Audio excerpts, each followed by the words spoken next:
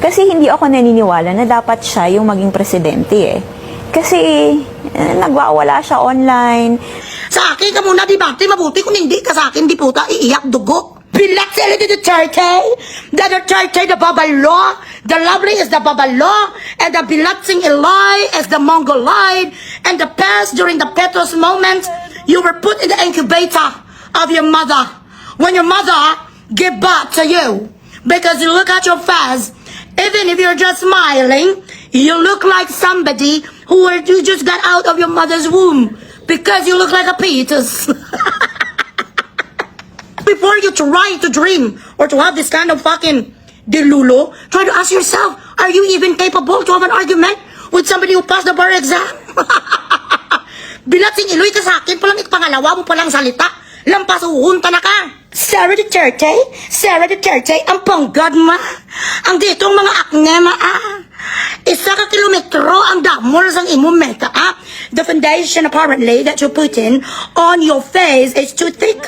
But still, because those television, those camera doesn't have an inch of a silhouette of a filter. So we could still actually view all the acne that you possess on your face. We actually deny or reject this request from you unless you're going to have a laser on that ugly face of yours, because we do not want our vice president to keep on laughing when both of you are on stage already. Proverbs 19, verse... Wala, may pa-quote ng Biblia.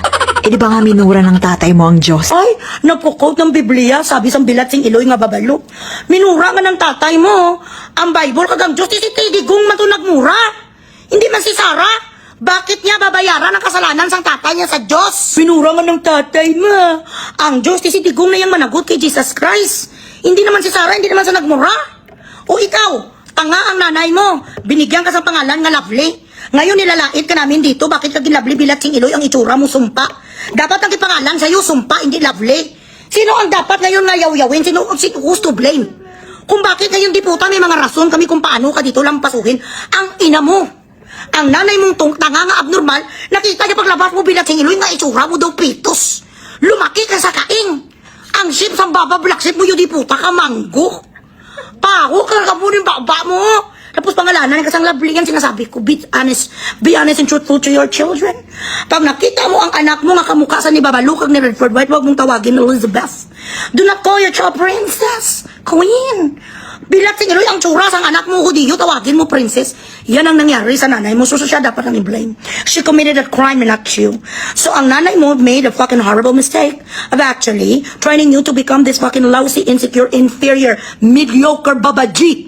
Siya ang dapat sisihin kasi pinaasa ka niya na ikaw ay somebody, that you will become somebody someday. Where the fuck did you go to school? This kind of argument, you do not even have an inch of a caliber to have a fucking slight of a chance to have a fucking debate with a woman who's been proving herself all these years. Ano ba ang meron ka? Bilatsing Iloy, kahit siguro dalawa kayo ang mag-divide, kahit na lang kay Dilima na lang or ang bilatsing Iloy nga si Maligno Dagol. Dalawa kayo ba? Ang mga level ng utak mo, pang antikler lang. Huwag pangarapin ng Vice President, hindi lang antikler. Who's who? Did they read? Did they read? To who's who? To who? Ako ng magpapadibati sa inyo. No. Ganon. Please like and subscribe. Tama naman si Bugris.